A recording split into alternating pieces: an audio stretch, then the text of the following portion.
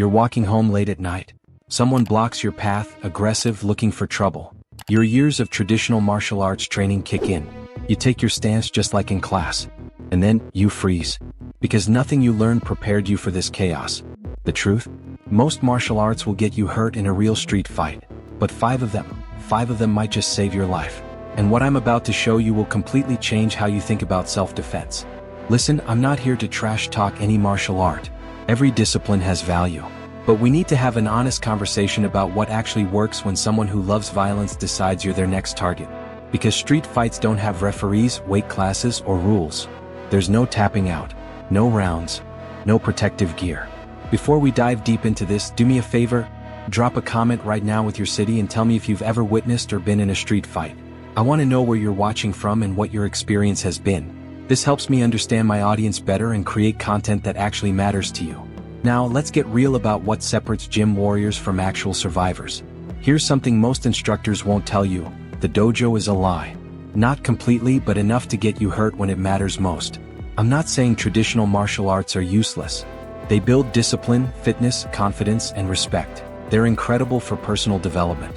But when it comes to defending yourself against someone who grew up fighting, who has nothing to lose, who's probably bigger than you and definitely more aggressive, that perfect kata you practiced 1,000 times becomes absolutely irrelevant. Let me paint you a picture. You've spent years training in traditional karate. You know your stances. Your forms are crisp. You can break boards with precision. You spar regularly in class. You feel confident. Then one night, outside a bar, some drunk guy who outweighs you by 50 pounds gets in your face. He's not standing in a fighting stance. He's not respecting distance. He's screaming, invading your space, maybe with friends backing him up. And when it goes physical, he doesn't throw the controlled punches you're used to. He's windmilling, grabbing, pushing, completely wild. Everything you trained for just vanishes from your mind. This happens because most traditional martial arts were developed in a different era, for different purposes. They weren't designed for modern street violence. Many were created for battlefield combat with weapons and armor, or as cultural practices that evolved over centuries into more artistic forms. The sparring you do in class? It has rules. No groin strikes. No eye gouging. No attacking from behind. You stop when someone's hurt. You bow before and after. You respect your opponent. The street has none of that courtesy. Zero. The person attacking you might sucker punch you while you're talking. They might have friends. They might have a weapon you don't see until it's too late. They definitely won't wait for you to get into your perfect fighting stance. And that beautiful spinning back kick you can execute flawlessly in the dojo? Try it on concrete, in jeans and shoes, under stress, with adrenaline flooding your system. It's a completely different reality. Traditional point sparring creates particularly bad habits. You learn to score a point and then reset, touch and go. But in a real fight, that single punch that would win you a point in competition might just make an attacker angrier. You're not training to deal with someone who keeps coming, who absorbs your best techniques and doesn't stop. You're training for a game with rules that your attacker has never heard of. Then there's the distance management problem. Most traditional martial arts operate at specific ranges. They're either too close or too far for how real violence unfolds. Taekwondo fighters are comfortable at kicking range. But street fights typically start at talking distance and explode into grabbing, shoving, clinching range within seconds. If you can't fight effectively in that uncomfortable close range where you can smell the other person's breath, your long-range kicks become useless. Here's another reality check. Traditional training often lacks genuine resistance. Your partner in class is cooperating with you, even in sparring. They're not trying to truly hurt you. They're following the same rules you are. But resistance changes everything. When someone is genuinely trying to take your head off, using every dirty trick they know with full power and bad intentions, your techniques need to work against that level of resistance. Most traditional training doesn't prepare you for that intensity. And let's talk about the warm-up phenomenon. In class, you stretch, you warm up, you're mentally prepared to train. But violence in the real world happens cold. You're coming out of a restaurant, thinking about dessert, and suddenly you're fighting for your life. Your body isn't warmed up. Your mind isn't in combat mode. That explosive high kick you can do after 20 minutes of stretching? Forget it. You might pull a muscle just trying. The conditioning is different too. You're used to training in a GI or comfortable workout clothes on padded floors at room temperature. Street fights happen in whatever you're wearing. Tight jeans, dress shoes, a heavy jacket, on ice, on gravel, in summer heat or winter cold. Your environment becomes part of the fight, and traditional training rarely accounts for that. But here's the thing that changes everything. There is one martial art that was literally born in the streets, designed specifically for the chaos I just described. Number 5, boxing. Let's start with the most underrated martial art for street defense, good old-fashioned boxing. And I'm not talking about the sweet science at its highest level. I'm talking about the fundamentals that every boxer drills until they become instinct. Here's why boxing works when things get real. First, boxers know how to punch. Sounds obvious, but most people have never thrown a proper punch in their lives. They don't know how to make a fist correctly. They don't understand weight transfer. They throw arm punches that do nothing. Boxers spend thousands of hours perfecting the mechanics of delivering power with their hands. And in a street fight, the vast majority of the damage is done with punches. Not kicks. Not fancy techniques. Punches. Second, boxers understand distance management and timing better than almost any other martial artist. They know how to close distance safely. They know how to create angles. They know when to move in and when to move out. That footwork isn't just for looking pretty in the ring. It's about positioning yourself where you can hit and not be hit. In a chaotic street encounter, that skill is golden. Third, and this is huge, boxers are used to getting hit. They spar regularly with genuine resistance. They know what it feels like to take a hard shot to the head and keep functioning. Most people, the first time they get punched hard in the face, they panic. They freeze. They crumble mentally. A trained boxer? It's Tuesday. They've been there. The shock value that stops most people doesn't stop them. The defensive skills matter too. Head movement, slips, rolls, blocks. These aren't theoretical concepts for boxers. They're survival skills they practice constantly against opponents who are genuinely trying to knock them out. That translates directly to the street. And here's a bonus. Boxing doesn't require any special flexibility or athleticism. You don't need to throw your leg over your head. It's fundamentally sound for any body type. Number 4, Muay Thai. Now we're getting into the complete striking systems.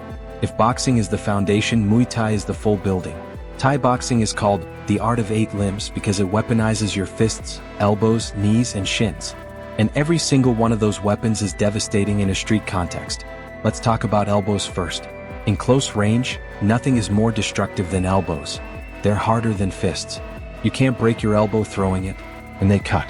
One solid elbow to the face and your attacker is dealing with blood pouring into their eyes. The fight is essentially over. Elbows work in the chaotic, grabbing, close quarters mess that street fights become. Knees are equally brutal. Someone grabs you, tries to wrestle you? You've got knees. In the clinch, which is where most street fights end up, knees to the body and legs are fight enders. Thai fighters practice this religiously. They know how to control someone's head, break their posture, and deliver knees with their full body weight behind them. The clinch itself is a massive advantage. Most people, even trained fighters from other styles, don't understand clinch fighting. Thai boxers live there. They know how to control someone's head and neck, manipulate their balance, and dominate the close-range space. When some aggressive drunk gets in your face and grabs you, if you know the Thai clinch, you're in your element. They just gave you exactly what you wanted. Low kicks are street fight gold. You don't need to throw head kicks. Low kicks to the thighs, the calves, the knees. These destroy someone's mobility and balance without the risk of falling if you miss. And they hurt. Even checking a hard low kick hurts. Throwing a few good ones and your attacker is limping, their movement compromised, their power reduced. Muay Thai conditioning is another factor. Thai fighters are tough. They train hard. They spar hard. They're comfortable with violence. That mental edge matters when things go bad. You're not just theoretically tough. You've been in there, taking shots, giving shots, when both people are tired and hurt and still have to keep going. And here's what makes Muay Thai particularly street effective. It's simple. There aren't 1,000 techniques to remember. The fundamentals work and you drill them endlessly. Jab, cross, low kick, clinch, knee. Under stress, when your fine motor skills disappear and you're running on adrenaline, simple is what works. Your body defaults to what you've practiced most, and Muay Thai gives you tools that work in the ranges where street fights actually happen. Number 3, wrestling and Brazilian Jiu-Jitsu. Here's an uncomfortable truth. Most fights end up on the ground. Maybe not in the first few seconds, but if it goes longer than that, someone's going down. And if you don't know what to do there, you're in serious trouble. This is where wrestling and Brazilian Jiu-Jitsu become crucial. Let me group these together because they address the same problem from slightly different angles. Wrestling is about control and positioning. BJJ is about control, positioning, and submissions. Both give you a massive advantage when things hit the ground. Wrestlers understand leverage and body mechanics better than almost anyone. They know how to take someone down who doesn't want to go down. They know how to maintain dominant position. They know how to use pressure and weight to exhaust and control someone. And they're conditioned athletes who can go hard for extended periods. That matters when you're trying to control an aggressive person. Brazilian Jiu-Jitsu takes it further. You get all the positional control of wrestling, plus you get submissions, chokes and joint locks that end fights definitively. The beautiful thing about BJJ is that it's designed to let a smaller, weaker person control and submit a larger, stronger opponent. It's entirely about technique and leverage, not strength. That's rare in martial arts. But here's where we need to be realistic about ground fighting in the street. It's risky. Going to the ground deliberately in a street fight is dangerous. There might be multiple attackers. The ground might be concrete or gravel. There might be broken glass. You want to avoid it if possible. However, and this is key, knowing wrestling and BJJ means you can choose. If you end up on the ground, you're not helpless. You know how to get back up. You know how to prevent someone from mounting you and raining down punches. You can control the situation until you can escape or until help arrives. And if absolutely necessary, you can end the threat with a choke. The other advantage: these arts are trained with full resistance. You're rolling with partners who are genuinely trying to submit you. You can practice at near 100% intensity without significant injury risk. That kind of training creates real skill under pressure. When adrenaline is pumping and chaos is happening, you fall back on what you've practiced under stress. If that's just kata and light sparring, you're in trouble. If it's live wrestling rounds and hard BJJ rolls, you've been here before. Number 2, Kara v Mega. Now we get to the system designed specifically for the scenario we're discussing. Krav Maga isn't a traditional martial art. It's a combat system developed for the Israeli military. It was created with one purpose: to neutralize threats as quickly and efficiently as possible, by anyone regardless of size or strength, under extreme stress. What makes Krav Maga different? It's built from the ground up for real violence. There are no forms, no kata, no traditional techniques for tradition's sake. Everything is about practical application. How do you defend against a choke? A grab? A weapon? Multiple attackers? These are the questions Krav Maga answers. The techniques are built on instinctive movements. When someone attacks you, your body naturally wants to do certain things. Krav Maga builds on those instincts rather than trying to override them with complex techniques. If someone swings at your face, you instinctively bring your hands up. Krav Maga says, great, let's make that effective. Let's turn that natural reaction into a defense. Krav Maga also addresses things other martial arts don't. Weapons, multiple attackers, fighting from disadvantaged positions.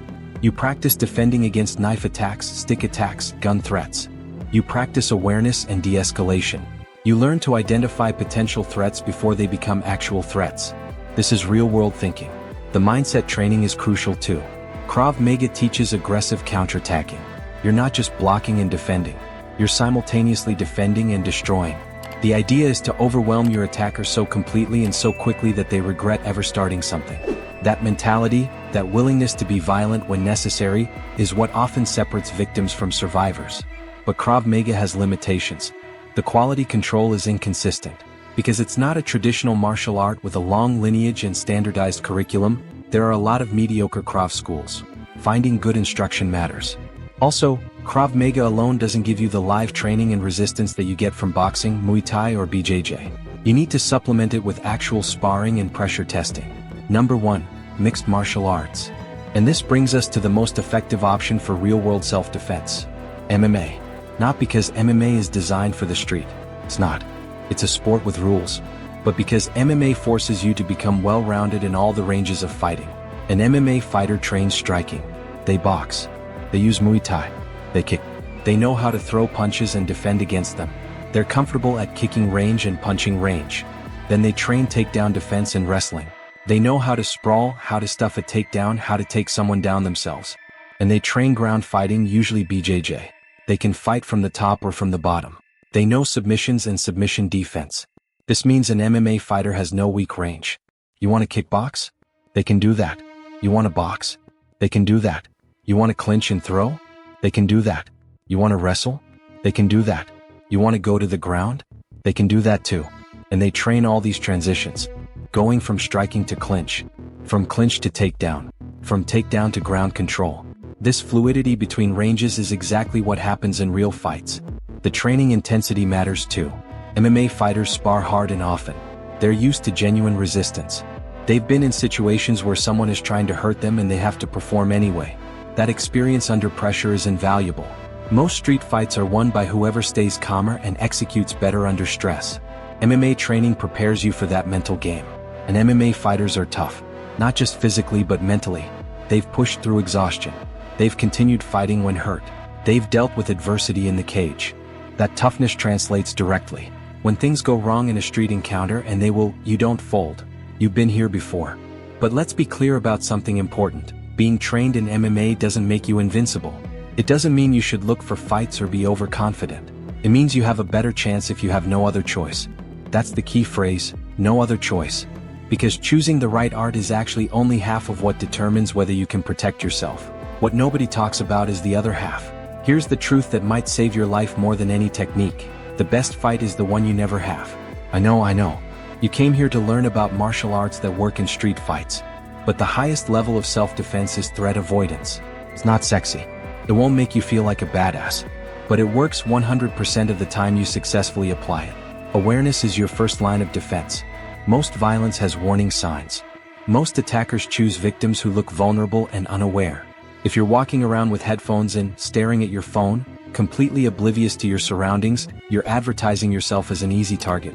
But if you're alert, if you notice potential problems before they develop, if you can see that situation at the end of the block that looks sketchy and just take a different route, you've just used the most effective self-defense technique that exists. De-escalation is your second line of defense. Someone gets aggressive with you, starts talking trash, gets in your face. Can you walk away? Can you apologize even if you're not wrong? Can you de-escalate with words instead of escalating to violence?